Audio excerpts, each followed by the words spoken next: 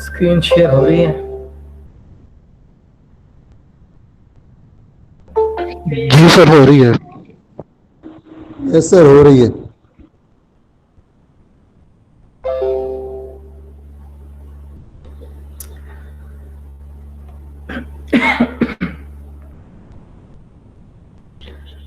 अच्छा, हम wavelet transform पढ़ेंगे।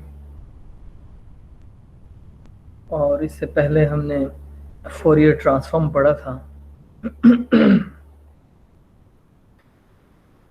और इसमें थोड़ा सा हम ये देखेंगे कि फोरियर ट्रांसफॉर्म में क्या मसले थे कि हमें वेवलेट ट्रांसफॉर्म की तरफ जाना पड़ा।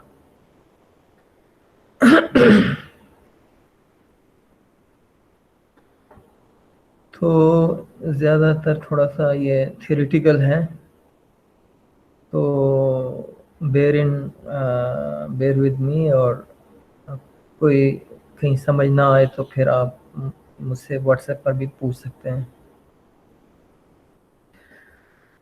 तो wavelets have recently migrated from maths to engineering, with information engineering starting to explore the potential of this field in signal processing, data compression, and noise reduction.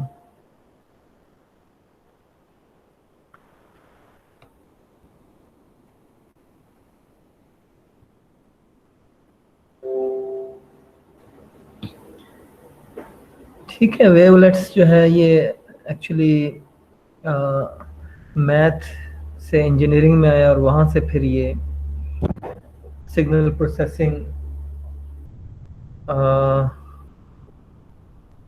Processing में इस्तेमाल हो रहा है। और इसका काम जो हम कर रहे हैं वो ये है कि डाटा कंप्रेस कर रहे हैं, नॉइज़ रिड्यूस कर रहे हैं इससे।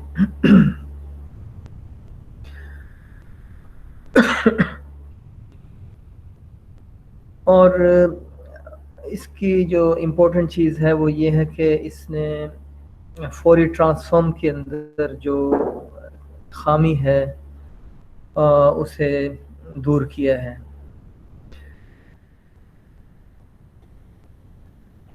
तो ये एक हम सिग्नल को एक नए सेंस में देखते हैं, एक नए उससे। आपको मालूम है कि किसी भी सिग्नल को हम मुख्तलिफ एस्पेक्ट्स में देखते हैं, जैसे कि टाइम डोमेन के अंदर, और फिर हमने फोरियर ट्रांसफॉर्म में उसे फ्रीक्वेंसी डोमेन में देखा। तो अब हम उसे वेवलेट्स डोमेन में देखेंगे। तो वेवलेट्स क्या हैं? ये एक्चुअली मिनी वेव्स हैं। मिनी वेव्स छोटी सी वेव्स हैं जो क्रिएट होती हैं फिर डिस्ट्रॉय हो जाती हैं,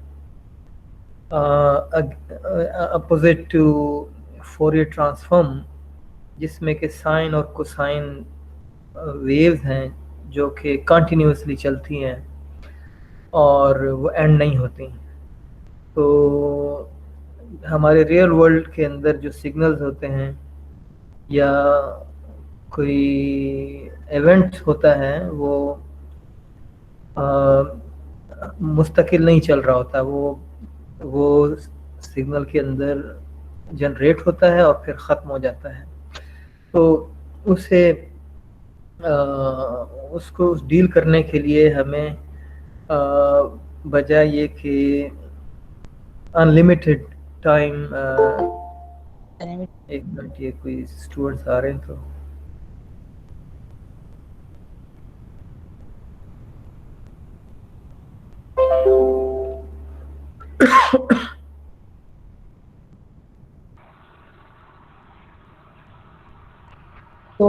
मिनी वेव्स इसमें हम इस्तेमाल करते हैं जो कि जनरेट होती हैं फिर डीके हो जाती हैं।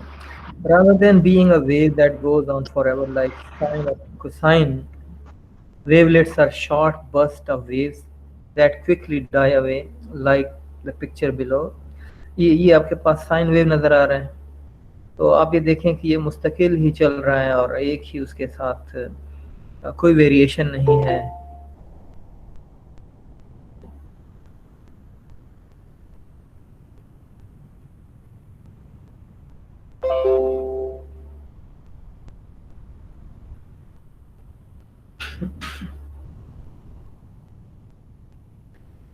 फोरियर ट्रांसफॉर्म में हम साइन वेव और कोसाइन वेव्स का को कन्वॉल्व करते थे सिग्नल के साथ, और उसको फिर हम ट्रांसफॉर्म कर देते थे डीसी में।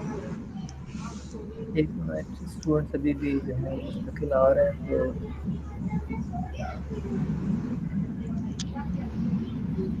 तो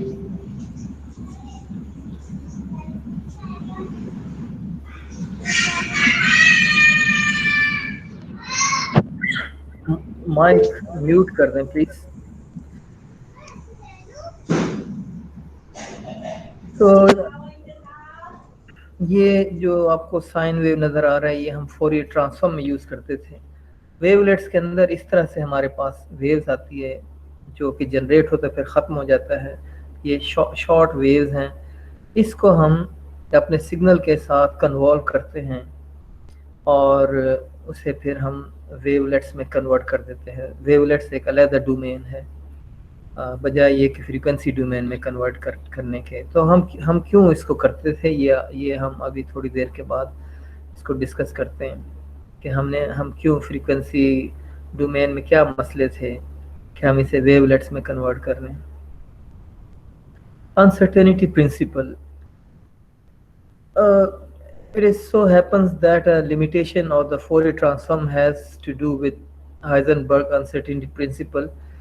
मतलब हाइजेनबर्ग अनसर्टेनिटी प्रिंसिपल, एक मिनट,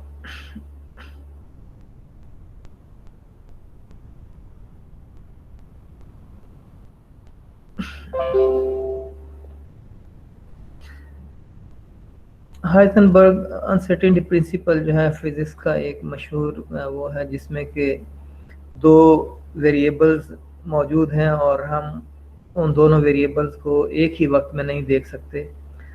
अगर हम एक को व्यू करते हैं तो दूसरा जो है वो नज़र नहीं आता, और अगर दूसरा नज़र आ जाए तो फिर पहला के बारे में पता नहीं चलता। तो ऐसा ही कुछ जो है फोरियर ट्रांसफॉर्म में है कि है some problem of resolution. One can either be sure of the frequency और the time of the signal but not both, यानी कि आप को एक वक्त में फ्रीक्वेंसी तो नज़र आ सकती है लेकिन किस टाइम वो है ये नहीं पता चलता था, और अगर आप टाइम मालूम कर लें तो फिर फ्रीक्वेंसी वहाँ से डिसअपीयर हो जाती थी। दोनों को एक वक्त में हम नहीं देख सकते थे। The problem is that when you are studying a real signal, it would be useful to know what the instantaneous frequency of the signal is. और हमें बाज़ औक़ात ऐसी सूरत हाल पैदा हो सकती है कि हमें उसी लम्हे की फ्रीक्वेंसी मालूम करनी हो, तो फिर फोरियर ट्रांसफॉर्म जो है वो हमें ये वो इसे नहीं कर सकता था। The instantaneous frequency is the exact frequency of a signal at an exact moment in time. For instance, if one was listening to a music track, he would like to be able to say at एक minute, ये students को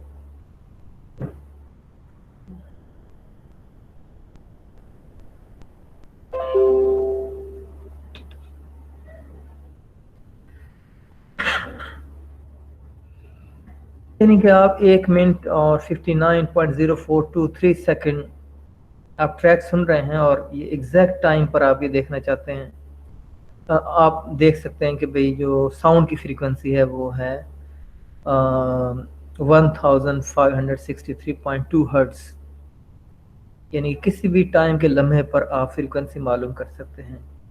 लेकिन Fourier transform में ऐसा नहीं हो सकता, तो वहाँ पर अनसर्टेनिटी मौजूद है। The best you can do with the Fourier transform, अब इसकी मैं ज़रा एक माउस लगा दूँ।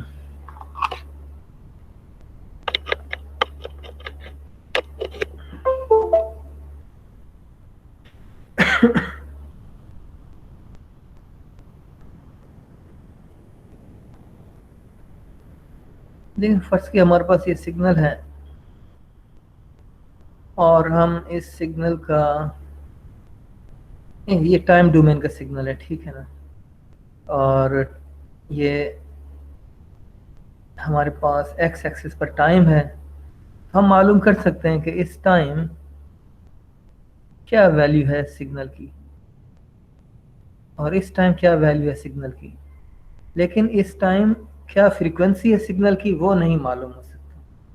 तो जब आप इसका फोरियर ट्रांसफॉर्म लें, सारे का सारा फोरियर ट्रांसफॉर्म लेंगे तो वो आपको यहाँ पर इस तरह से कुछ दिखा देगा और वो ये बताएगा कि ये कौन सी फ्रीक्वेंसी है, ये एक्सेस फ्रीक्वेंसी एक्सेस बन जाएगा। फॉर एग्जांपल 0 से 1000 हर्ट्ज। तो फोरियर ट्रांसफॉर्म ये बता रहा है कि इस सारे सिग्नल के अंदर एक 5 हर्ट्ज का सिग्नल है, इतना, दूसरी फ्रीक्वेंसी है 10 हर्ट्ज और तीसरी 15 हर्ट्ज। ये बता रहा है कि इस सिग्नल में कौन कौन सी फ्रीक्वेंसीज हैं, लेकिन किस टाइम है ये नहीं पता हमें। ये बता रहा है कि कितनी हैं। अब हम क्या कर सकते हैं कि ऐसा, यानी कि इस मसले को हल करने के लिए ऐसा उन्होंने किया कि आप इसके छोटे छोटे टुकड़े कर दें, इस सिग्नल के छोटे छोटे टुकड़े, छोटे छोटे ऐसे टुकड़े। और ये टाइम है फॉर एग्जांपल 0 से 5 मिनट और 5 से 10, 10 से 15, 15 से 20। तो इसका अलहदा से फोरियर ट्रांसफॉर्म निकालें तो ये बता देगा कि इस ब्लॉक के अंदर क्या फ्रीक्वेंसी है, और इसका अलहदा से निकालें 5 से 10 के दरमियान, वो बता देगा कि यहाँ क्या फ्रीक्वेंसी है। अब हमने कुछ हद तक ये निकाल लिया है कि 5 से 10 मिनट्स के दरमियान जो फ्रीक्वेंसी थी वो ये थी। ठीक है, अब हमने फ्रीक्वेंसी मालूम कर ली है एक ख़ास टाइम के अंदर, और उस टाइम में भी हमें शक है कि भाई ये जो फ्रीक्वेंसी है 5 से 10 के दरमियान कहाँ पर है, 7 सेकंड में हुआ था या ये फ्रीक्वेंसी 9 सेकंड में हुआ था, ये नहीं मालूम। अगर आप और इसको हाई रेजोल्यूशन में जाएंगे तो और जब करीब जाते जाएंगे तो फिर क्या होगा कि आपसे ये फ्रीक्वेंसी, यानी कि इस यहाँ पर अगर आप इसका छोटा सा ब्लॉक लेके आप इसका फोरियर ट्रांसफॉर्म निकालेंगे तो उसमें सिर्फ इस सिग्नल के अंदर मौजूद फ्रीक्वेंसी का पता चलेगा, बाकियों का नहीं चलेगा। मतलब कि अब आप टाइम के क्लोज जा रहे हो लेकिन फ्रीक्वेंसी की इंफॉर्मेशन खत्म होती जा रही है, आपको सिर्फ इसका मिल सकता है, बाकियों का नहीं मिल सकेगा। तो किसी हद तक हम इसको कर सकते हैं, लेकिन विंडो साइज जो है अगर हम बड़ा करें, अगर बड़ा विंडो साइज रखें तो सारी फ्रीक्वेंसीज आ सकती हैं, लेकिन टाइम ख़त्म हो जाएगा कि किस टाइम आई थी। अगर हम साइज को छोटा करते जाएं कि हम एग्जैक्ट टाइम पर पहुंचें तो फ्रीक्वेंसी जो है वो डिसअपेयर हो जाएगी। तो एक मिनिमम रास्ता ये है कि एक ऑप्टिमल साइज का फ्रेम लें और एक टुकड़ा उससे निकालें, उसकी फ्रीक्वेंसी, उसका फोरियर ट्रांसफॉर्म निकाल लें तो वो बताएगा कि 0 से 5 मिनट्स के दरमियान ये फ्रीक्वेंसीज थी, 5 से 10 के दरमियान ये फ्रीक्वेंसी थी, 10 से 15 के दरमियान ये थी। तो हमने किसी हद तक इसको जो है फोरियर ट्रांसफॉर्म के अंदर रहते हुए हम फ्रीक्वेंसी को लोकलाइज कर रहे हैं टाइम डोमेन के अंदर कि किस टाइम ये हुआ था या अराउंड किस टाइम अराउंड ये हुआ था। एग्जैक्ट तो नहीं कर सकते, जब एग्जैक्ट में जाते हैं तो फिर फ्रीक्वेंसी हमसे हम फिर फ्रीक्वेंसी नहीं मालूम कर सकेंगे। मिसाल के तौर पर देखें, अगर मैं इस सब का करूं फोरियर ट्रांसफॉर्म तो सारी फ्रीक्वेंसीज आ जाएंगी लेकिन टाइम का नहीं पता चलेगा। और अगर मैं टाइम मालूम करने के लिए इतना से करूं तो मुझे सिर्फ इसकी फ्रीक्वेंसी मालूम होगी, सारे सिग्नल की फ्रीक्वेंसी नहीं मालूम होगी, तो यहाँ से फ्रीक्वेंसी डिसअपेयर हो गई है। तो इस सिग्नल के छोटे छोटे टुकड़े करके फोरियर ट्रांसफॉर्म मालूम करना, इसको कहते हैं STFT, short term Fourier transform. और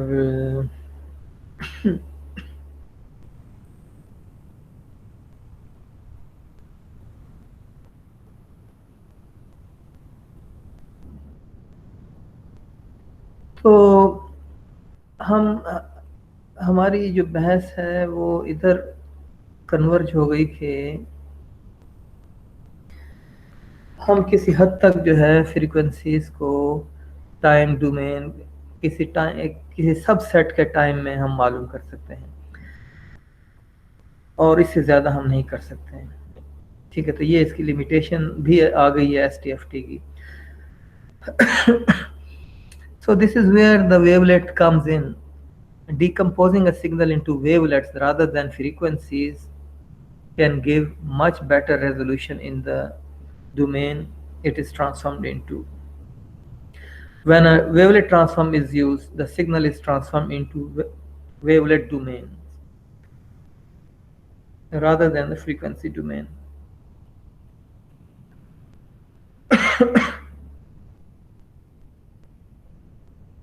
The way in which the Fourier transform gets from time to frequency is by decomposing the time signal into a formula consisting of lots of sine and cosine terms added together. तो ये बता रहा है कि कोई भी जो signal है हमारे पास, कोई भी सिग्नल है, ये सिग्नल जब आप इसका फोरियर ट्रांसफॉर्म लेते हैं तो ये बता देता है कि ये कितने साइन और कोसाइन वेव से मिलकर बना है। तो किसी सिग्नल को डिकम्पोज कर देना, उसके कॉन्स्टिट्यूएंट सिग्नल्स साइन और कोसाइन के वो जितने भी हैं, for example 20-25 sine cosine wave से मिलकर अगर ये सिग्नल बना है तो इसको डिकम्पोज करना उन 20-25 साइन कोसाइन वेव्स में, और जब उनको हम इकट्ठा करें तो फिर वो सिग्नल ये बनता है। तो Fourier transform gets from time to frequency by decomposing the time signal into a formula consisting of lots of sine and cosine terms added together. From there, a frequency graph can be constructed. A wavelet is a mini wave, while sine and cosine are infinite. तो जैसे मैंने बताया कि wavelet जो है ना, ये कुछ नज़र भी आ रहे हैं, ये वेवलेट्स हैं। आप देखें एक जगह से शुरू होते हैं फिर दूसरी एंड पर ये ख़त्म हो जाते हैं, जबकि साइन और कोसाइन जो है वो इन्फिनिटली चल रहे होते हैं। A wavelet transform is used to deconstruct the signal into load of wavelets being added together. तो क्या है कि देखो ये हमारे पास वेवलेट है और फॉर एग्जांपल ये हमारा सिग्नल है, हम इसको इस सिग्नल के साथ कन्वॉल्व करेंगे, यानी कि इतने पार्ट पर से, और इसके वेवलेट बनाएंगे, फिर इसको स्लाइड करके आगे लेके जाएंगे और फिर करेंगे, और इस तरह से हमारे पास वेवलेट्स, इस सिग्नल के वेवलेट्स बनते चले जाएंगे। वेवलेट्स कोएफिशिएंट्स हमें आते चले जाएंगे। वेवलेट कोएफिशिएंट से क्या मुराद है कि जहाँ पर कन्वॉल्व करके हमें मैक्सिमम वैल्यू मिलेगी, मैक्सिमम वैल्यू वहाँ मिलेगी जहाँ पर हमारा वेवलेट और इसके नीचे जो सिग्नल मौजूद है वो सेम हो, और जैसे जैसे वो डिफरेंट होंगे, कम वो जो कन्वोल्यूशन हम करेंगे उसका वो वैल्यू मिकदार में कम होगी, और जहाँ पर वो उससे मिलेगा सिमिलर होगा तो वहाँ वैल्यू ज़्यादा होगी, वो उस वैल्यू का हम कोएफिशिएंट वैल्यू कहते हैं। तो a wavelet transform is used to deconstruct the signal into a load of wavelets being added together. ठीक है, अब देखो ये वेवलेट्स हैं मुख्तलिफ किस्म के, और हम कौन सा यूज़ करेंगे इसके लिए आगे कुछ उसूल हैं। मोटा मोटा उसूल तो ये है कि जो सिग्नल जिस वेवलेट से मिलता जुलता हो वो उसको इस्तेमाल करेंगे।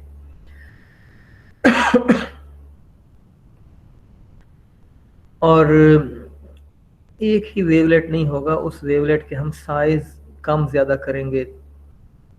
और फॉर एग्जांपल अगर हम ये वाला वेवलेट लेते हैं, ये वाला, फॉर एग्जांपल हम ये वाला लेते हैं, तो एक हमारे पास इस तरह से आ जाएगा, दूसरा इस तरह से आ जाएगा, तीसरा इस तरह से आ जाएगा, एक हो सकता है कि इस तरह से आ जाए। ठीक है, तो आप देख रहे हैं ये कहीं पर यानी कि स्ट्रेच है, कहीं पर ये कंप्रेस है। तो मैक्सिमम वेवलेट्स हमारे पास होंगे और हर एक इस सिग्नल पर कन्वॉल्व होता जाएगा और हम इसे वहाँ से वैल्यूज लेंगे। अब इससे क्या मुराद है वैल्यूज लेंगे कि आगे आ रहा है तो मैं उधर बता देता हूँ। फिलहाल इस स्लाइड पर ये है कि हमारे पास मिनी वेवलेट्स हैं और वो हम सिग्नल के साथ कन्वॉल्व करेंगे और वहाँ से हमें कोएफिशिएंट्स मिलेंगे। कोएफिशिएंट्स किसे कहते हैं ये हम आगे देखते हैं।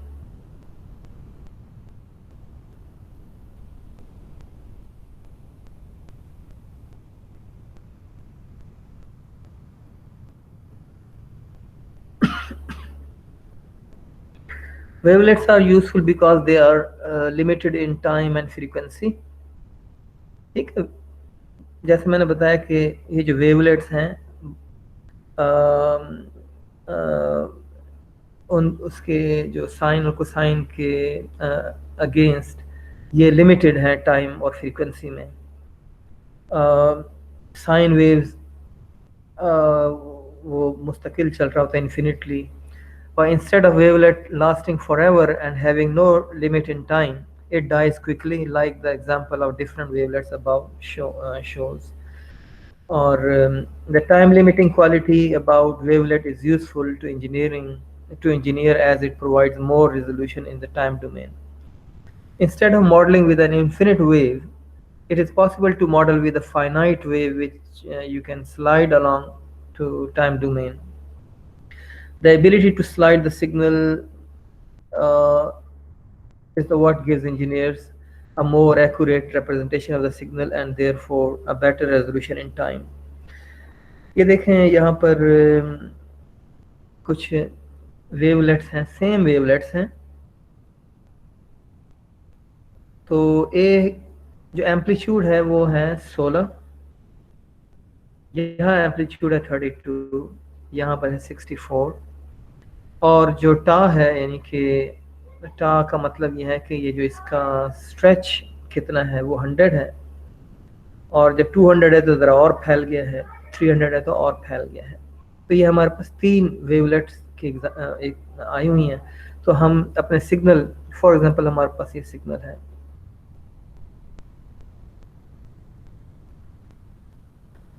हमारे पास ये सिग्नल है। तो पहले हम इसको ऊपर चला कर देखेंगे।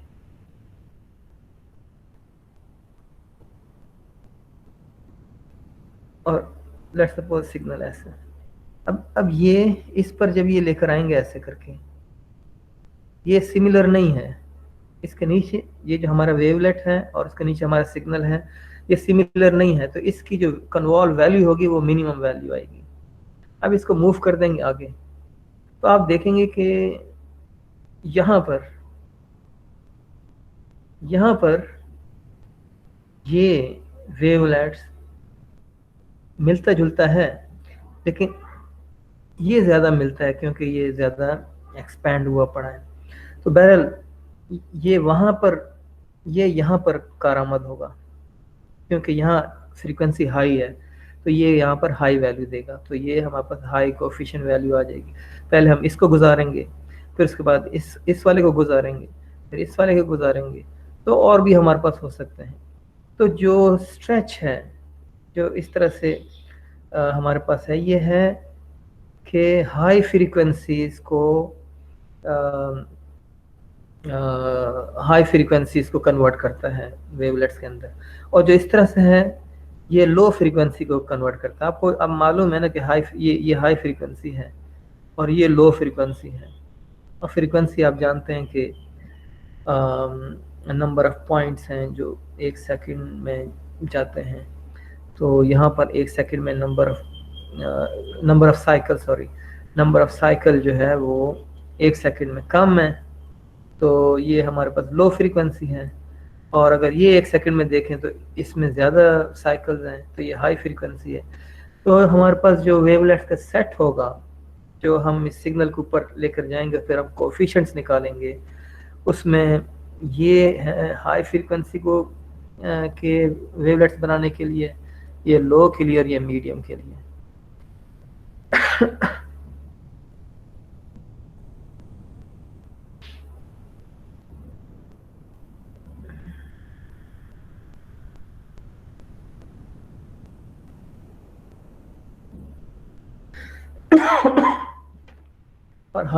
For high frequencies, a sine wave gets squished together, and for low frequency, the wave gets stretched out.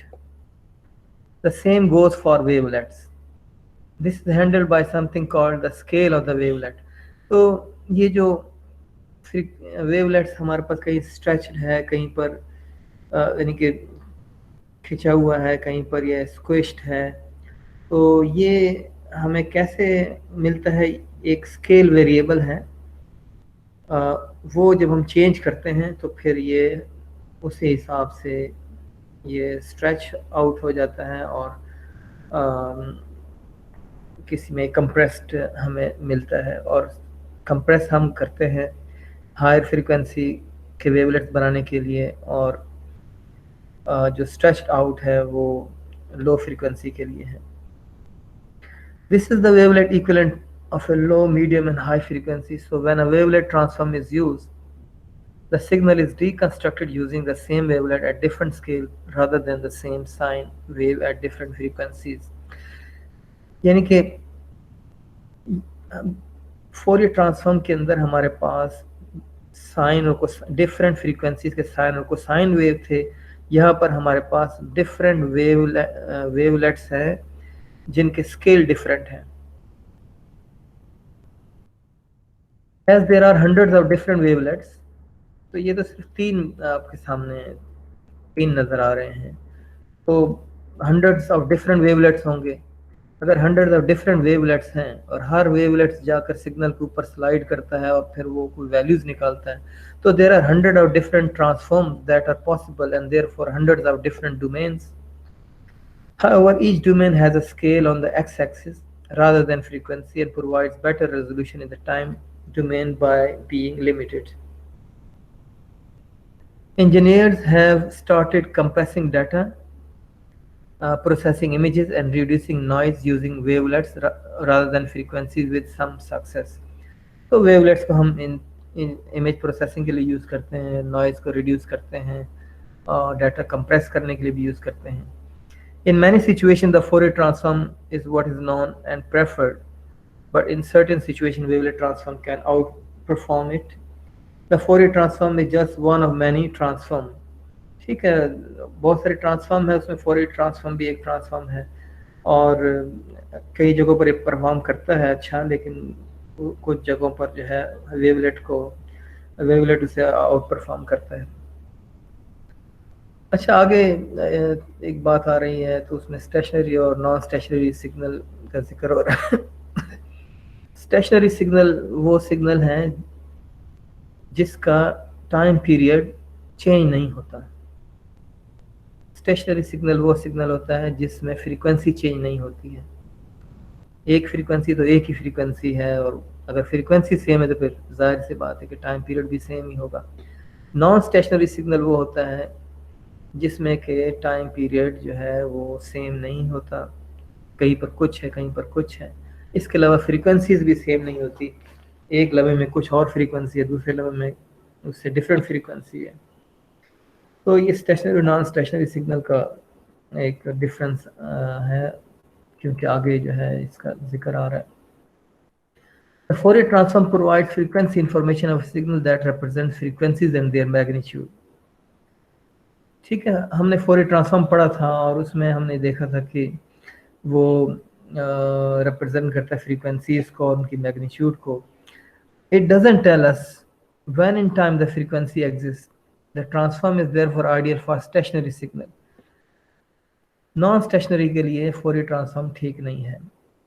lacks the ability to provide frequency information for a localized signal region in time। और STFT ये है कि non stationery signal को stationery signal समझकर, यानी कि उसके पूरे सिग्नल को नहीं देखना, उस सिग्नल के छोटे पार्ट को देखना है और इस तरह से हम एक नॉन स्टेशनरी को स्टेशनरी बनाकर हम किसी हद तक जो है वो करते हैं। जैसे मैंने पहले बताया था कि अगर हम वो जो मसला है कि फ्रीक्वेंसी किस टाइम किस सेट ऑफ टाइम में ये जो रेंज ऑफ फ्रीक्वेंसीज हैपन हुई हैं, तो उसके लिए हम क्या करते हैं, सिग्नल के छोटे छोटे टुकड़े बनाकर हर टुकड़े का एक फोरियर ट्रांसफॉर्म निकालते हैं। तो STFT कहलाता है वो। The STFT was developed to overcome the poor time resolution of the Fourier transform. It gives a time frequency representation of the signal. मतलब STFT फोरियर ट्रांसफॉर्म जो है या तो हमें रेजोल्यूशन देता है टाइम के अंदर या हमें देता है फ्रीक्वेंसी, दोनों एक साथ नहीं देता। STFT किसी हद तक टाइम फ्रीक्वेंसी दोनों रिप्रेजेंटेशन दे सकता है कुछ हद तक, और वो हम डिस्कस कर चुके हैं।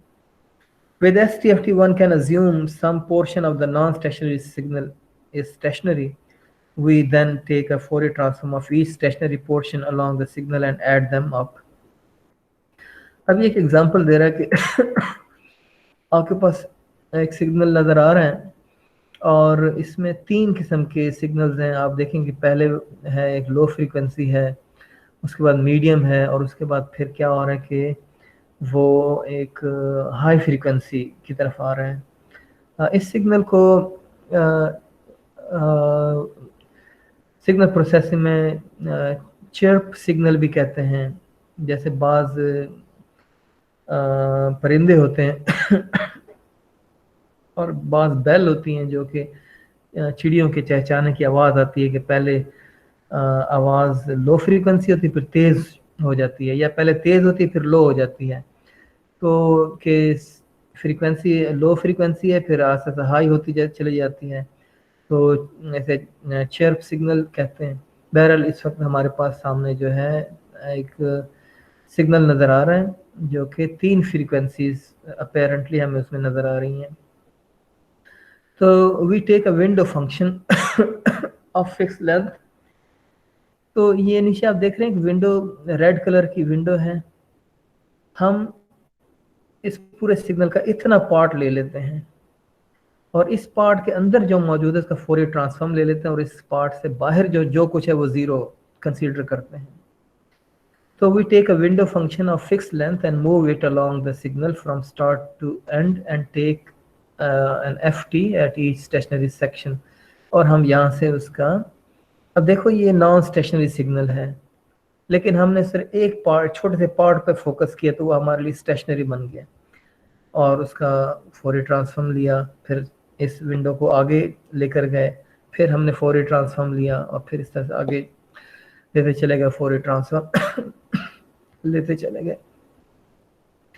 Window function is a rectangle and multiplied buy signal at each section. देखो ये विंडो हमारे पास है और इसको हम, ये जो विंडो है इसको हम मल्टीप्लाई करते हैं नीचे जो मौजूद सिग्नल है उसके साथ। Window function is a function that zero value outside it's interval. तो इसके बाहर जो वैल्यू होगी वो जीरो है और इसके अंदर कोई विंडो की वैल्यू होगी और वो पीछे सिग्नल के साथ मल्टीप्लाई होगा। अब ये विंडो तो मैंने ऐसे एम्प्टी सी दिखाई है, लेकिन ये विंडो इस तरह से हो सकती है कि ये विंडो है, हो सकता है कि ये विंडो इस तरह का सिग्नल इसके अंदर हो, या हो सकता है इसके अंदर एक रेक्टेंगल हो इस तरह का, और ये इसके ऊपर आएगा तो ये जो वैल्यूज़ हैं, ये वैल्यूज़ और इसके नीचे जो सिग्नल है ये आपस में कन्वॉल्व होंगी।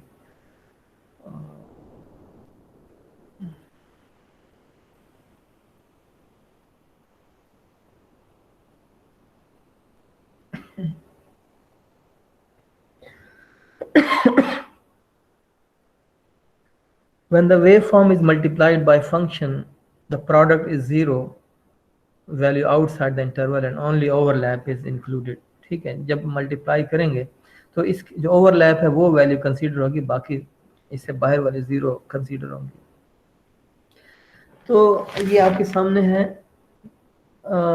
इसका मैथमेटिकल इक्वेशन। तो ये है हमारे पास हमारा सिग्नल, ये सिग्नल है। ये जो विंडो के अंदर आया हुआ है ना, ये वाला जो ब्लू कलर का, ये सिग्नल है। और ये जो विंडो है वो ये है हमारे पास, ये विंडो है हमारे पास डब्ल्यू टी माइनस टा। तो इस डब्ल्यू टी माइनस टा का मतलब ये है कि ये है हमारे पास। जब ये चेंज होगा, यानी ये कोई और वैल्यू होगी, तो ये विंडो मतलब आगे चली जाएगी। ये जैसे जैसे ये वैल्यूज चेंज होती जाएगी, ये विंडो आगे मूव करती चलेगी। तो ये जो चीज़ है ये इसको आगे मूव करवाती है। और चूंकि हम फोरियर ट्रांसफॉर्म ले रहे हैं, तो इसीलिए हमारे पास आगे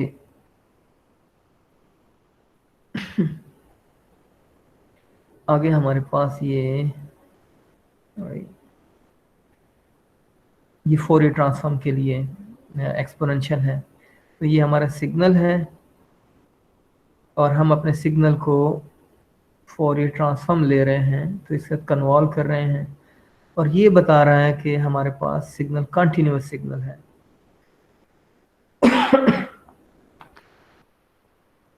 आप देखें, अगर आप पिछले स्लाइड्स को देखें, तो फोरियर ट्रांसफॉर्म जो है वो उसकी इक्वेशन कुछ शायद यहाँ पर आ जाए। हाँ, नहीं, यहाँ पर नहीं है। हमारे पास फोरियर ट्रांसफॉर्म इस तरह से आता है, ठीक है, minus infinity to infinity f of t और e minus i omega into t. I omega की जगह 2 पाई एफ भी कर सकते हैं, 2 पाई एफ, क्योंकि रेडियन है।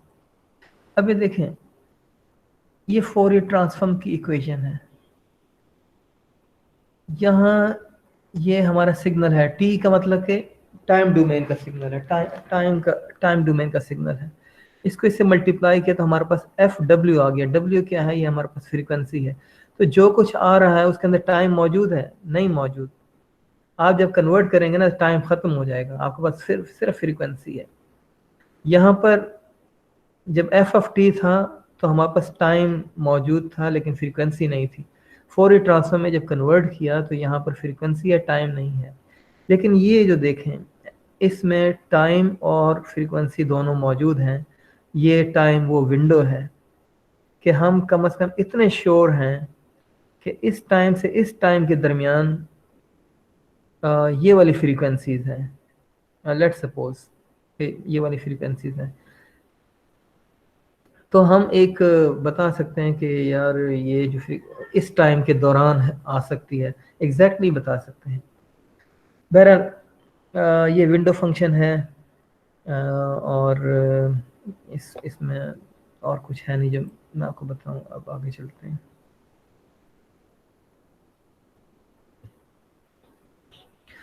अभी देखें, ये मूव कर गया आगे।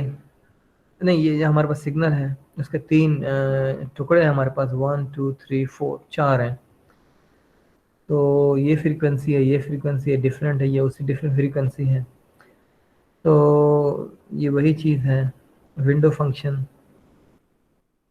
हाँ, ये है फोरियर ट्रांसफॉर्म। देखें, यहाँ पर सिर्फ फ्रीक्वेंसी है, टाइम नहीं है। जब आप अपने टाइम डोमेन सिग्नल को कन्वर्ट करते हैं फ्रीक्वेंसी डोमेन में, तो देखो टाइम डिसअपेयर हो गया है। तो ये है फोरियर ट्रांसफॉर्म। और हम चाहते हैं टाइम की इंफॉर्मेशन भी आए फ्रीक्वेंसी के साथ। तो फ्रीक्वेंसी टाइम दोनों हमें STFT में हम किसी हद तक वो कर सकते हैं। अब ये वही सिग्नल है हमारे पास, एक 100 हर्ट्ज है, दूसरा 50 हर्ट्ज है, 25 हर्ट्ज है, 10 हर्ट्ज है। ये हमारे पास सिग्नल है टाइम डोमेन का। हमने इसका STFT किया।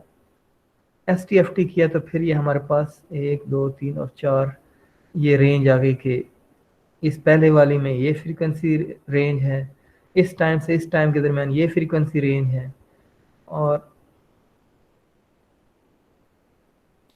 मतलब इस टाइम से इस टाइम के दरमियान ये फ्रीक्वेंसी रेंज है, और इस टाइम से इस टाइम के दरमियान ये फ्रीक्वेंसी रेंज है। तो 4 peaks located different times. The window function is finite. जाहिर है विंडो फंक्शन हमारे पास फाइनाइट था। सो फ्रीक्वेंसी रेजोल्यूशन डिक्रीजेस। जब विंडो फंक्शन फाइनाइट है तो फ्रीक्वेंसी रेजोल्यूशन भी कम हो गया, यानी कि हमें 4 फ्रीक्वेंसी रेंज मिल रही हैं। Fixed length of the window means time and frequency resolution are fixed for the entire length of the signal. We cannot know what frequency exists at what time instance, but we can know what frequency bands exist at what time interval. यानी हम ये तो नहीं बता सकते कि कौन सी particular frequency किस टाइम में है, लेकिन हम रेंज बता सकते हैं कि इस टाइम से इस टाइम के दरमियान जो रेंज ऑफ फ्रीक्वेंसीज है, यानी कि अगर मैं यहाँ देखूँ तो ये लेट सपोज कि 10 से 50 हर्ट्ज तक की फ्रीक्वेंसीज की रेंज 50 से 40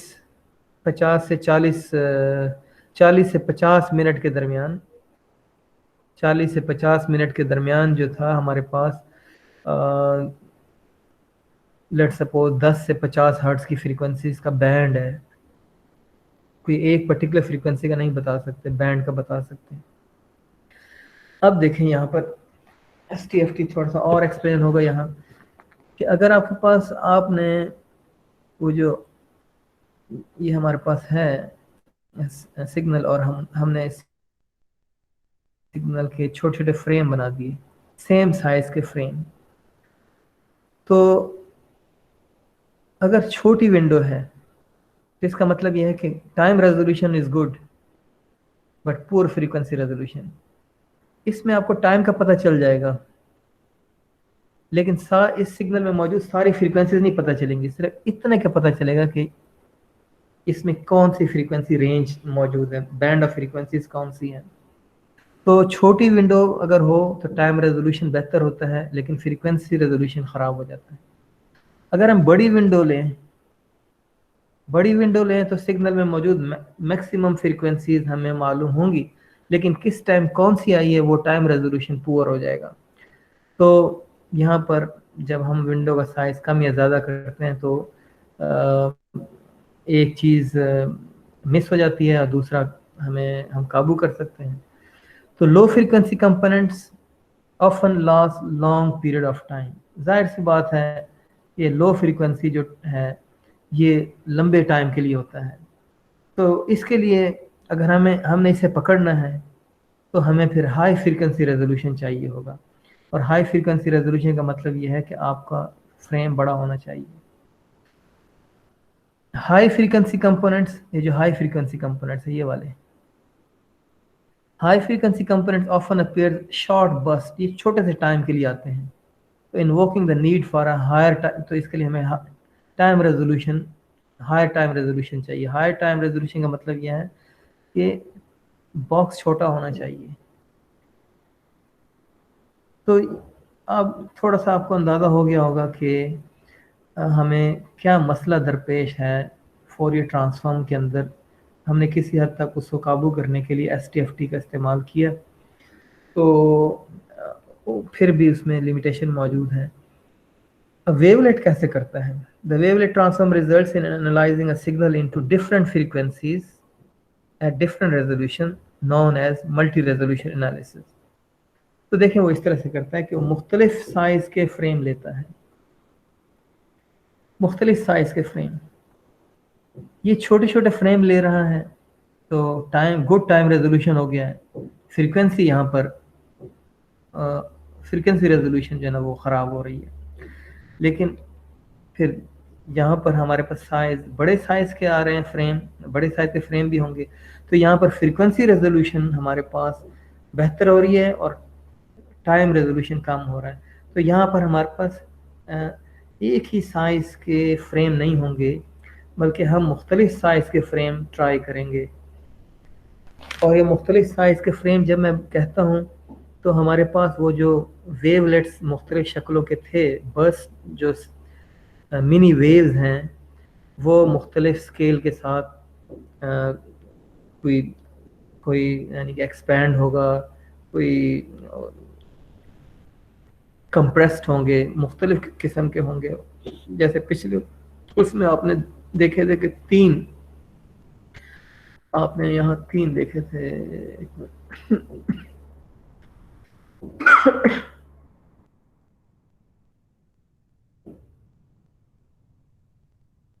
ये यहाँ पर आप 3 देख रहे हो, तो आपके पास 3 नहीं होगा, बहुत सेट ऑफ आपके पास होंगे, बहुत ज़्यादा। फिर हम आगे ये देखेंगे कि भाई बहुत ही ज़्यादा हो तो फिर कंप्यूटेशन भी बढ़ जाती है, तो हम फिर कोई फार्मूला देखेंगे कि हमारे पास कम सेट आए। दोबारा वहाँ से कंटिन्यू करते हैं जहाँ से छोड़ा था।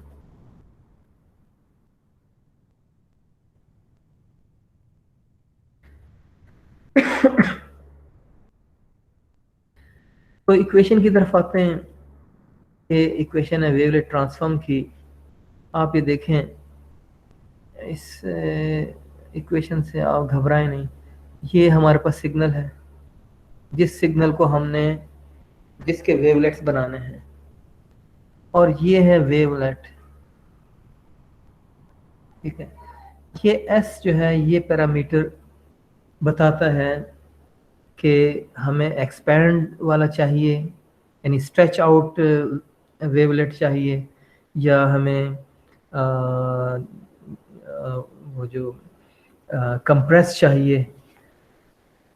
और ये टी जो है ये इसलिए है कि ये मूव करवाने के लिए है, सिग्नल के ऊपर इसको मूव करवाएंगे और कन्वॉल्व करते जाएंगे।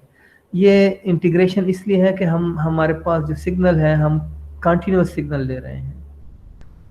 तो तो ये है CWT, कंटिन्यूस वेवलेट ट्रांसफॉर्म की इक्वेशन है। ठीक है, तो हाँ, ये हमारे पास एक्चुअली है साई ऑफ टी है एक्चुअली ये।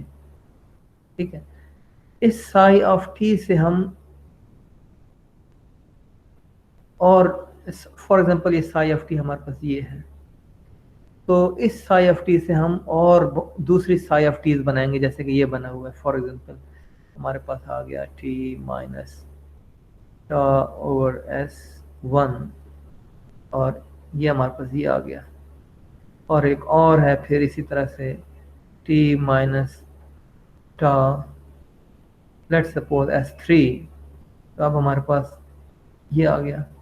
तो हमारे पास ऐसा साई ऑफ टी होगा जिससे हम बाकी जनरेट करेंगे, बाकी वेवलेट जनरेट करेंगे। तो ऐसा जिससे हम बाकी वेवलेट जनरेट करते हैं उसे कहते हैं मदर वेवलेट। ये मदर वेवलेट है, और इसे हम बाकी वेवलेट जनरेट करेंगे।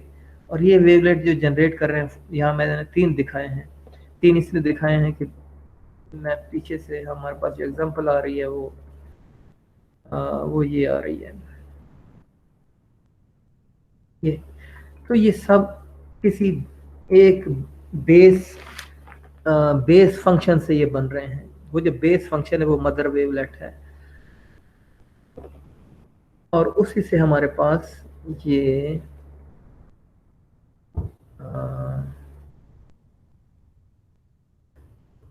ये वाली सिचुएशन हमें मिलेगी। मुख्तलिफ साइज के वेवलेट होंगे, और वो हमारे फंक्शन के साथ कन्वॉल्व होंगे, और वहाँ से हम कोफिशिएंट्स जो है लेंगे, कोफिशिएंट्स मैक्सिमम कोफिशिएंट्स लेंगे जो इसकी वैल्यू सबसे ज़्यादा हो। मैक्सिमम कोफिशिएंट उस वक्त आता है जब दो सिग्नल आपस में बिल्कुल मतलब कि मिलते जुलते हों, तो वो मैक्सिमम आ जाता है। तो मैं रिमूव कर दूँ।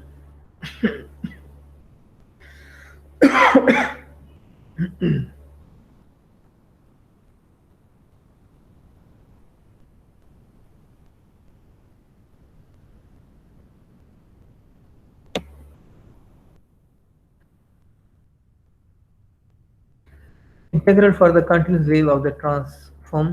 तो इंटीग्रेशन इसलिए कि CWT है।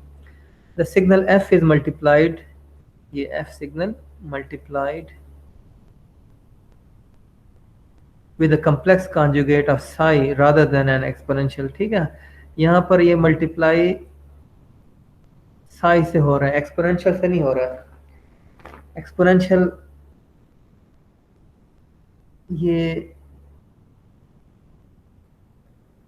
F omega minus infinity to infinity f of t multiply e minus omega T. ठीक है, ये एक्सपोनेंशियल के साथ फोरियर ट्रांसफॉर्म में सीधा मल्टीप्लाई हो रहा था। ये e माइनस ओमेगा टी जो है ये साइन वे, ये साइन और कोसाइन है जो मुस्तकिल चलता है, और ये उसके मुकाबले में एक छोटा सा फंक्शन है जो जो ऐसे एक तरह से शुरू होता है फिर फौरन ही दाएं भी हो जाता है, तो ये कंटिन्यूअस नहीं है। तो एक तो ये फर्क है। The width of the wavelet and its central frequency changed as moved across the signal. This is called scaling. तो ये जो width है आपके पास, ये जो width है, फॉर एग्जांपल ये देखें, ये सिग्नल देखें और ये सिग्नल देखें, और ये भी देखें, ये सेम है। ये डाबिशीज 4 है, डाबिशीज 20 है। अब ये 20 वाला देखें स्ट्रेच नहीं है, ये स्ट्रेच्ड है। तो ये कैसे हुआ? ये एस की वजह से हुआ। ये स्केल इसकी वैल्यू चेंज करेंगे तो ये स्ट्रेच हो जाएगा और कहीं पर ये कंप्रेस हो जाएगा। Expanded wavelet is better. Expanded कहाँ यूज करेंगे? जहां हमें लो फ्रीक्वेंसीज कंपोनेंट्स को कन्वर्ट करना होगा, और लो फ्रीक्वेंसीज के लिए करेंगे with bad time resolution. Low frequency हमारे पास आ जाएगी लेकिन बैड टाइम रेजोल्यूशन होगा। और shrunken wavelet is better at resolving high frequency with good time resolution. Small value of S, value जब स्मॉल होगी तो ये जो है कंप्रेस होगा, वैल्यू ऑफ एस बड़ी होगी तो ये एक्सपैंड होगा। बाकी ये मैंने आपको बता दिए हैं। और हाँ, ये देखें कि अब यहाँ एक एग्जांपल है, देखें ये सिग्नल आपके पास आ रहा है और ये एक बहुत ही हमने वेवलेट लिया है और ये हमारे पास एक स्क्वेश्ड है, यानी कि कंप्रेस्ड वेवलेट है, और ये इस पर मूव करेगा और यहाँ कोई वैल्यू जनरेट होगी, यहाँ वैल्यू जनरेट हो रही है। तो जहाँ पर ये मैक्सिमम कोरिलेट करेगा वहाँ वैल्यू मैक्सिमम आ जाएगी। यानी कि फॉर एग्जांपल अगर यहाँ पर मैक्सिमम आ रहा है तो ये वैल्यू ये आ गई। सॉरी यार, ये क्या हो रहा है?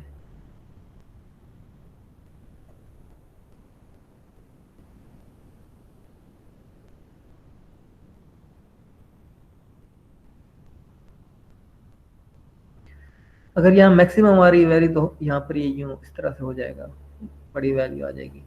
बाकी जहाँ पर नहीं होगा, नहीं मिलेगा, तो वहाँ पर ऐसे कम हो जाएगी, जहाँ मिलेगा वहाँ पर ये हाई हो जाएगी। अब ये तो एक वेवलेट था, अब दूसरा वाला लिया है, अब ये थोड़ा सा और स्ट्रेच आउट हुआ है। अब फिर तीसरा लिया है, अब फिर चौथा लिया है, फिर पांचवा लिया है, फिर छठा लिया है। इस तरह से मुख्तलिफ किस्म के हम वेवलेट ले रहे हैं, तो ये हमारे पास कोएफिशिएंट्स आ रहे हैं।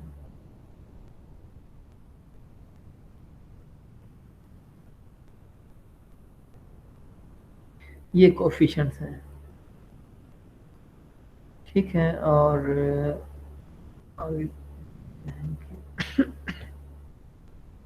डिस्क्रीट वेवलेट ट्रांसफॉर्म, तो देखें अगर हमने कंटिन्यूस किया तो रियल वर्ल्ड के अंदर जो है हमारे पास डाटा कंटिन्यूस नहीं है, बल्कि डिजिटल डाटा ज़्यादातर है। तो दूसरी बात यह है कि कंटिन्यूसली अगर हम लें तो कंप्यूटेशन ही बहुत ज़्यादा होता है, स्टोरेज भी ज़्यादा होती है, तो हमें डिस्क्रीट लेना होगा, यानी कि सैम्पलिंग करके लेना होगा, सैम्पल पॉइंट्स लेने होंगे, बजाय ये कि आप हर पॉइंट्स का कंटिन्यूसली लें। वो टाइम कंज्यूमिंग भी है, वो कंप्यूटेशनल कॉस्ट भी ज़्यादा है, तो वो सारा मकसद ही फौत हो जाता है जो कि हम करना चाह रहे हैं कि कंप्रेस करना चाह रहे हैं। Calculating wavelet coefficients at every possible scale produces a lot of data. If S and tau are chosen to be discrete, then the wavelet transform won't generate huge amount of data.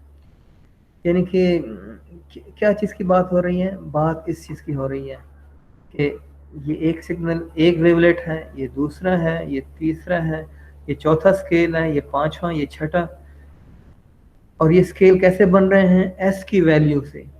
तो अगर आप continuously S को वो करें, एक एक point करें, तो आपके पास बहुत ज़्यादा वेवलेट्स आएंगी, और इसका मतलब है कि आपके पास बहुत ज़्यादा डोमेन्स आएंगी। तो हमें इतना ज़्यादा करने की ज़रूरत नहीं है। फॉर एग्जांपल मैं चाहूँगा कि मैं इसको लूँ, इसको छोड़ दूँ और ये वाला वेवलेट लूँ, फिर इसको छोड़ दूँ और ये वाला लूँ, तो मेरे पास रिप्रेजेंटेशन इसकी फिर भी हो सकती है। If S and T are based on power of 2, then analysis becomes much more वो कहते हैं कि आप S और T को ना based on power of 2 करके वो कर लो, कि 2 raised to power 1, 2 raised to power 2, 4 ले लो, 1 ले लो, फिर 4 ले लो, फिर इस तरह से दरमियान में जो है उनको छोड़ते चले जाओ। तो अब ये देखें डिस्क्रीट के लिए, जब डिस्क्रीट की बात आएगी तो आप इंटीग्रेशन खत्म होकर समीशन पर आ जाएंगे, m इज इक्वल टू 0। बाकी सारा कुछ वही है, ये हमारा वो टाइम डोमेन का फंक्शन है। और अगर ये इस तरह से लिखा होना है छोटी ब्रैकेट के अंदर, तो इसका मतलब ये कि कंटिन्यूस है। लेकिन अगर हम इसे स्क्वायर ब्रैकेट में डालते हैं तो इसका मतलब होता है ये डिस्क्रीट वैल्यूज ले रहा है, और इस तरह से यहाँ भी हम डिस्क्रीट वैल्यूज ले रहे हैं। बाकी इक्वेशन तकरीबन वही है। तो ये हमारे पास है जो कि उसका मूव करवाता है सिग्नल के ऊपर, और ये है जो उसका स्केल, उसकी विड्थ को, सिग्नल जो वेवलेट है उसकी विड्थ को कम ज़्यादा करता है। अच्छा, तो ये कर क्या रहा है कि सिग्नल आएगा हमारे पास वेवलेट, तो वेवलेट उसको दो हिस्सों में तकसीम कर देगा, लो और हाई फ्रीक्वेंसी में। हाई फ्रीक्वेंसी को यहाँ रहने दिया, और फिर जो लो है उसको दोबारा वेवलेट में गुजारा, और फिर उससे हमारे पास हाई आया और लो आया। लो को दोबारा वही एक नए स्केल के साथ मल्टीप्लाई किया, उसमें से हाई निकाला, लो आ गया। तो ये चलता जा रहा है, और उसमें से लो जो है वो पास हो रही हैं, और हाई जो है वो रुकती जा रही हैं, एक्स वो अलग से होती जा रही हैं। फिर इस तरह से हमारे पास एक ग्राफिकल रिप्रेजेंटेशन है कि इस तरह से हो रहा है। A detailed view of the WT has become an essential tool for all types of signal and image processing application, as this transformation provides capability that may not be achieved by other transformations. Despite the numerous capabilities of FT, यानी कि Fourier transform के बहुत से फायदे हैं, there exist a serious concern over the use of the Fourier transform for certain application.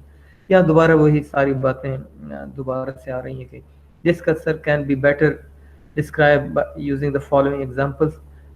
अब एक और एग्जांपल है कि फोरियर ट्रांसफॉर्म में मसला क्या है। अब ये देखो, ये दो सिग्नल्स हैं, एक सिग्नल ये है, दूसरा सिग्नल ये है। इस सिग्नल के अंदर तीन फ्रीक्वेंसीज हैं, 1, 2 और 3, और दूसरे में भी सेम ही वही तीन फ्रीक्वेंसीज हैं, लेकिन ऑर्डर डिफरेंट है। देखो, ये फ्रीक्वेंसी पहले आ रही है, ये लो फ्रीक्वेंसी दरमियान में है, और एक और फ्रीक्वेंसी जो आखिर में आ रही है। यहाँ पर देखें कि ये आखिर वाली पहले आ रही है, और पहली वाली जो ऊपर जो पहले आ रही थी वो दरमियान में आ रही है, और यहाँ जो दरमियान में आ रही थी वो आखिर में आ रही है। तो ये दो डिफरेंट सिग्नल्स हैं, और उसके अंदर डिफरेंट फ्रीक्वेंसीज, दो सिग्नल्स हैं, लेकिन उनमें फ्रीक्वेंसी सेम है, सिर्फ उनका ऑर्डर डिफरेंट है। अब अगर फोरियर ट्रांसफॉर्म से कहें कि इनका फोरियर ट्रांसफॉर्म निकालो, तो इन दोनों का वो सेम निकालेगा। वो कहेगा कि इस सिग्नल में 3 फ्रीक्वेंसीज हैं, लेकिन ऑर्डर वो ख़त्म हो जाएगा कि भाई ऑर्डर कौन सी पहले है कौन सी बाद में है, ये हमें नहीं पता चलेगा। वो क्योंकि हम उसका फ्रीक्वेंसी मैग्नीट्यूड निकाल रहे हैं, तो मैग्नीट्यूड के अंदर हमें सिर्फ ये पता चलता है कि इस सिग्नल के अंदर 3 फ्रीक्वेंसीज हैं, लेकिन कौन सी पहले कौन सी बाद में, ये वाली चीज़ नहीं है। ये चीज़ हमें हासिल हो सकती है अगर हम उसका फेज़ भी निकालें, और फेज निकालना जो है ना वो कॉम्प्लिकेटेड है, इससे आसानी से नहीं निकलता है। तो ज़्यादातर लोग जो है ना फोरियर ट्रांसफॉर्म को सिर्फ फ्रीक्वेंसी मैग्नीट्यूड के लिए यूज़ करते हैं। तो आप देख रहे हैं कि हमारे पास दो सिग्नल्स हैं और उसके अंदर सेम फ्रीक्वेंसीज यूज़ हो रही हैं, तो ऑर्डर उनके डिफरेंट ऑर्डर के साथ अकर हो रहा है, और हम वो फ्रीक्वेंसी ट्रांसफॉर्म फोरियर ट्रांसफॉर्म जो है वो हमें उसमें ऑर्डर की इंफॉर्मेशन मिस हो गई है। तो ये दिखाया हुआ है कि पहले सिग्नल का फोरियर ट्रांसफॉर्म है और दूसरे का, और दोनों ही सेम आ रही हैं, हालांकि सिग्नल वो सिग्नल सेम नहीं है।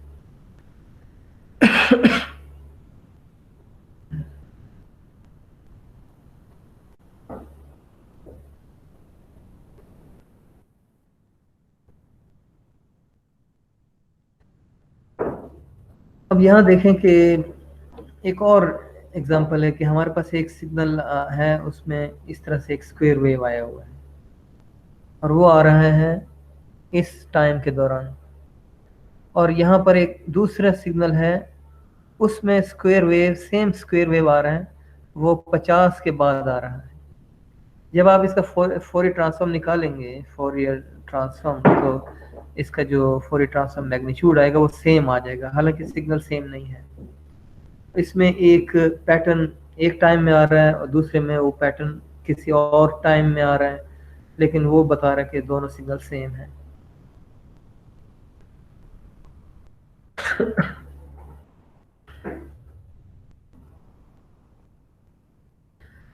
तो इसको अब STFT के जरिए हल कर रहा है। STFT बता चुका हूं, लेकिन यहाँ दोबारा आ रहा है कि ये हमारा सिग्नल है और ये विंडो फंक्शन है, ठीक है। यानी कि वो जो सिग्नल है उसमें से इतना पार्ट लेके इसका फोरियर ट्रांसफॉर्म निकालो, फिर ये वैल्यू चेंज होगी तो विंडो आगे मूव हो जाएगी, फिर दोबारा फोरियर ट्रांसफॉर्म निकालो, और तो ये बता रहा है GT minus A is the shifted version of the time window.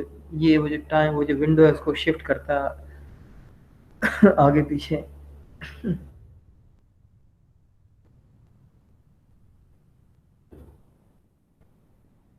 यहाँ देखें कि वो कह रहे हैं कि एक सिग्नल है और उसमें दो फ्रीक्वेंसीज हैं, एक ये रही और दूसरी फिर ये है। तो पहली जो फ्रीक्वेंसी है वो उसका टाइम वो हमारे पास 0 से 2 सेकंड है, और उसके बाद फ्लैट है, फिर एक और फ्रीक्वेंसी अंदर आ जाती है, वो 8 से 9 मिनट के, अगर मैं इसको मिनट सेकंड ले लेता हूँ, 8 से 9 सेकंड के दौरान ये वाली फ्रीक्वेंसी है। अब हम इसका STFT करते हैं।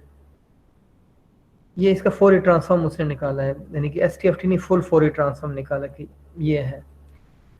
इसमें हमें नहीं पता चल रहा कि कौन सी फ्रीक्वेंसी किस टाइम आ रही है। अब STFT को देखें, ये हमारी ये विंडो है, 0 यहाँ से स्टार्ट हो रही है, ये विंडो इस पर अप्लाई करेंगे ऐसे करके।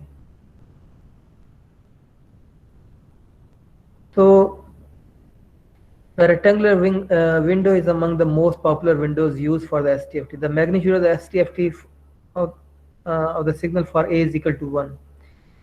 यानी A is equal to 1 अगर हो, यानी A is equal to 1, यानी कि ये A का मतलब है कि टाइम जब 1 हो और ये विंडो यहाँ पर हो, तो फिर ये क्या करेगा, as can be seen the shifted gate captured the first time event। तो क्या है कि जब यहाँ पर विंडो 1 पर थी, तो ये हमारे पास पहली इवेंट हमारे पास यहाँ पर आ गया है, हमने कैप्चर कर लिया है, इसको कैप्चर कर लिया है, और किस टाइम में, A इज इक्वल टू 1 जब टाइम था। मतलब कि हम इस फ्रीक्वेंसी को कैप्चर कर रहे हैं और बता रहे हैं कि इस टाइम में ये फ्रीक्वेंसी थी।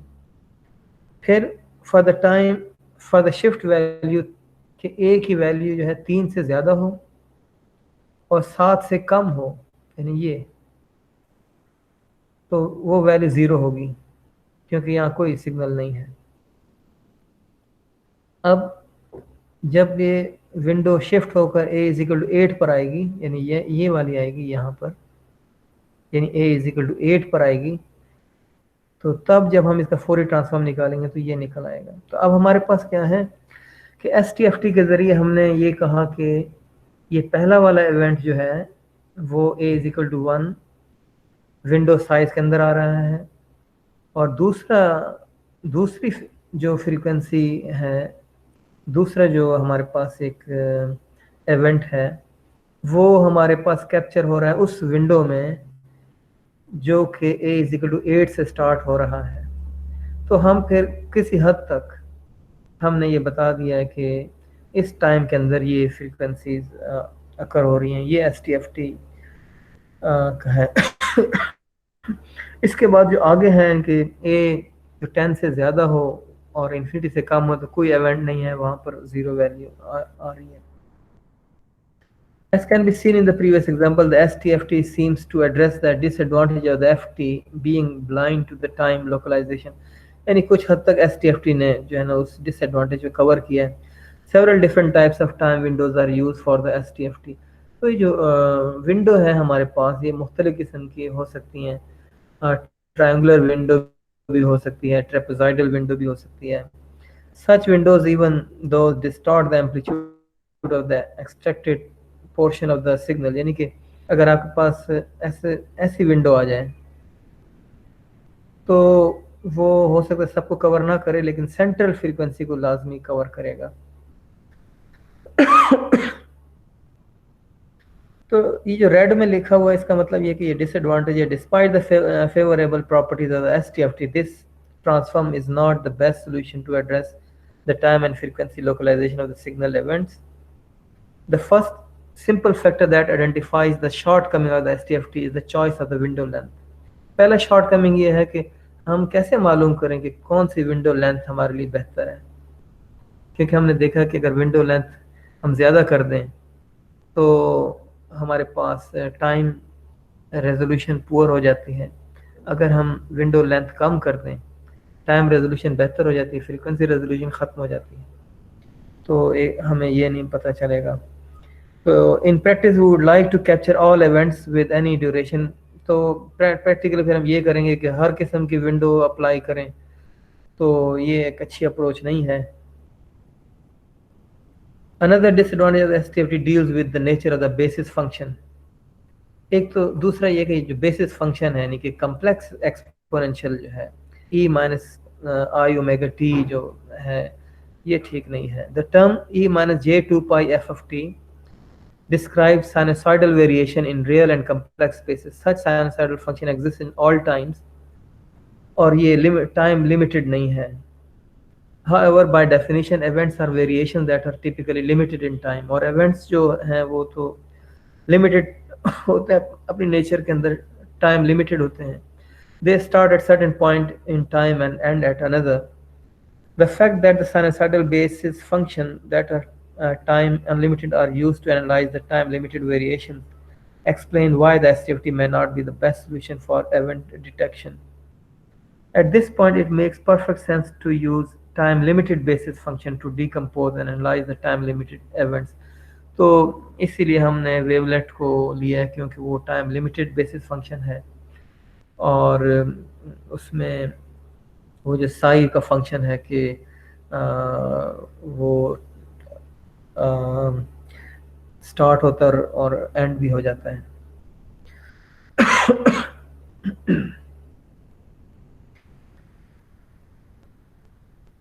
ओके बिफोर इट हाँ इसको इतना कर लें या इस आगे इसको पढ़ लें, क्या कहते हैं आप लोग?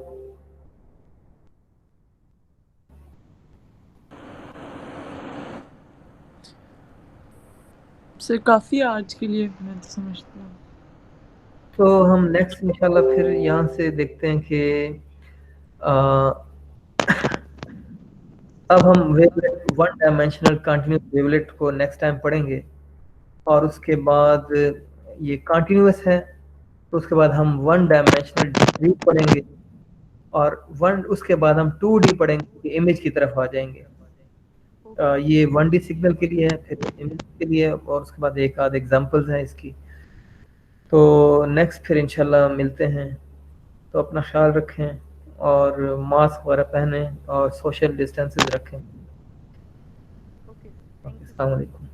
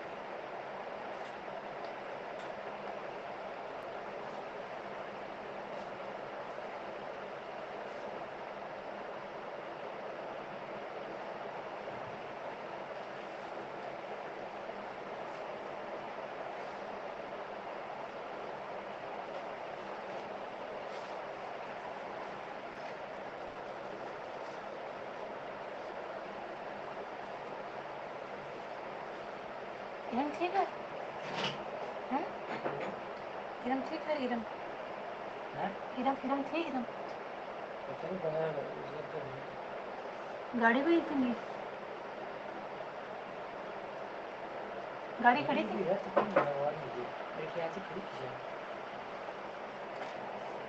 गाड़ी फिर किसके साथ शूट करने आ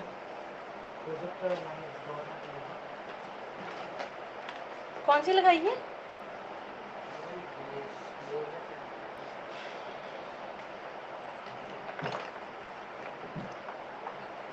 जूता निकाल दे मुझे, मैं क्षमा कर देती हूँ। आप अपनी शर्ट पहन लें, आप अपनी शर्ट पहन लें।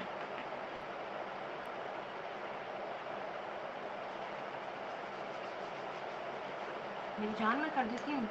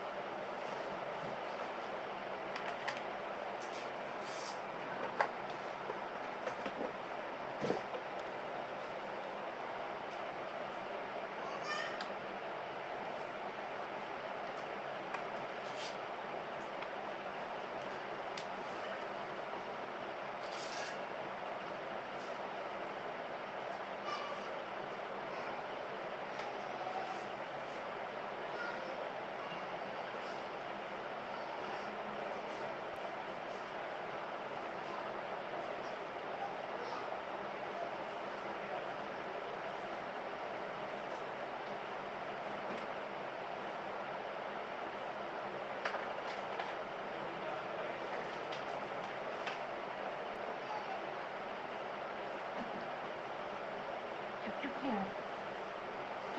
मैंने कहा चुप क्यों है?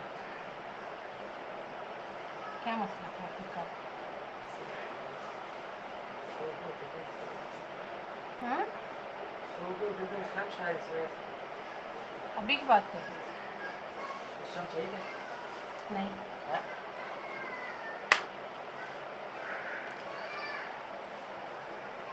उस टाइम भी मसला ही चल रहा था। उस टाइम भी मसला ही चल रहा था कोई।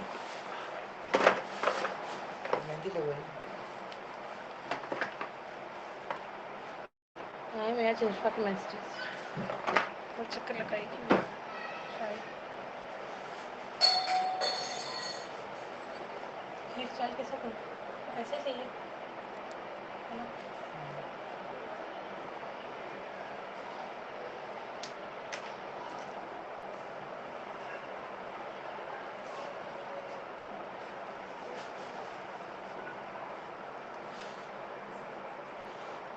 ये भी चाहिए।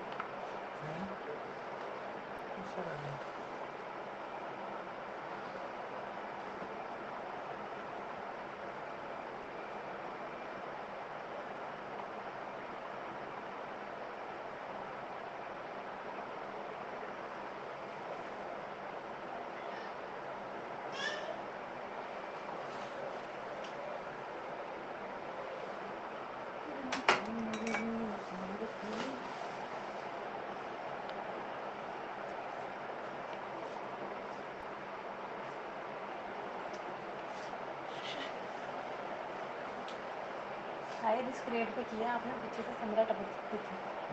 मैंने कहा हाई रिस्क रेट पे किया।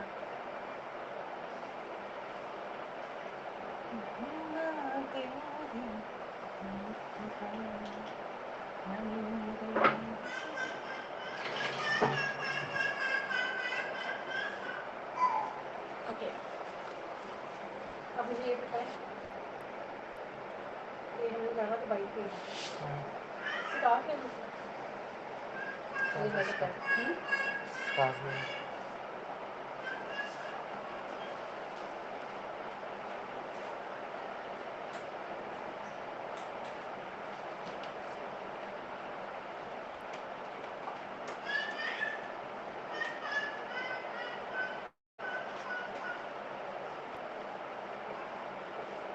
लेकिन स्वाद मुझे जल्दी पहुँचा देना चाहिए, इतना गर्म है।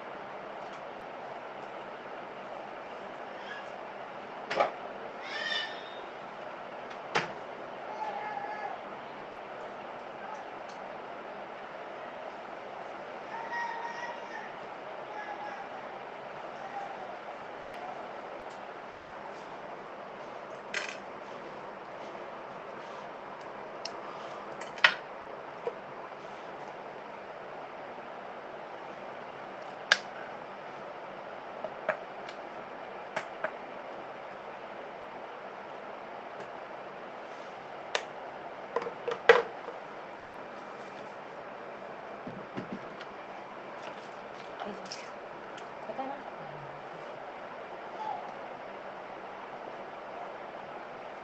ये नहीं बात।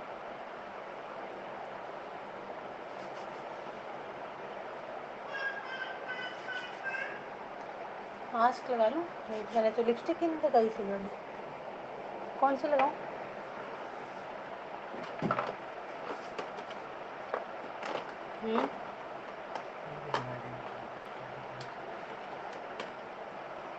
आप मुझे नोट नहीं ना करते,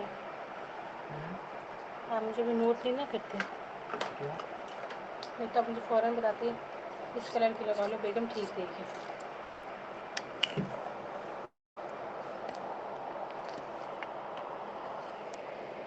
क्योंकि आपके लिए बेगम करती नहीं।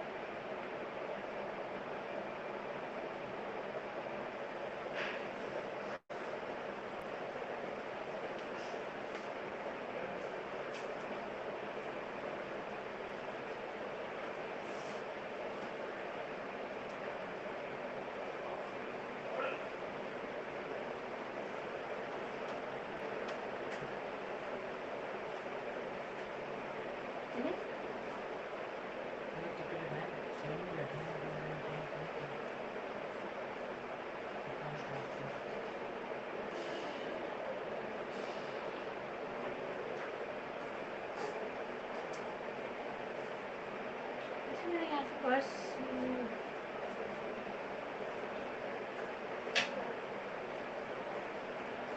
लेके जाना है क्या? मैं नहीं क्या करना है?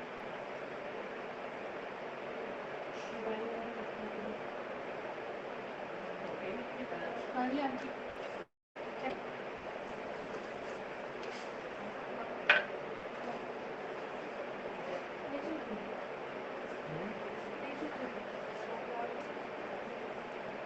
इसका दुपट्टा नहीं लेना? नहीं ऐसे सही है, अच्छा नहीं लग रहा है।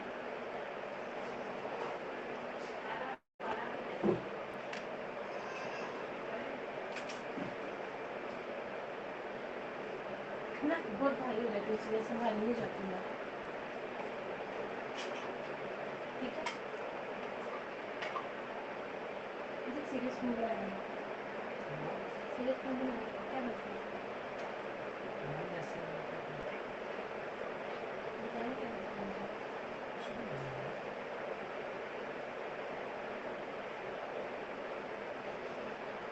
विश्वास क्यों मूड हो मुझे पहले ये लेना है।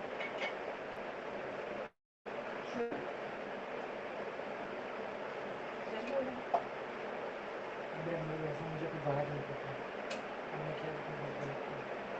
मेरी वजह से कल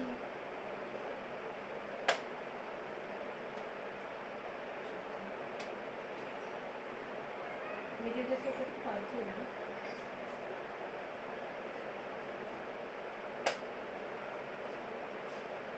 है मेरी वजह से I don't know.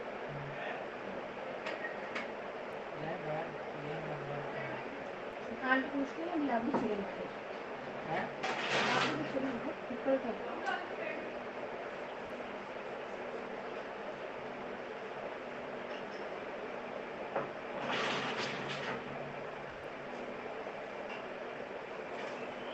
निकल तो ना मेरा बुक बाई ले लिया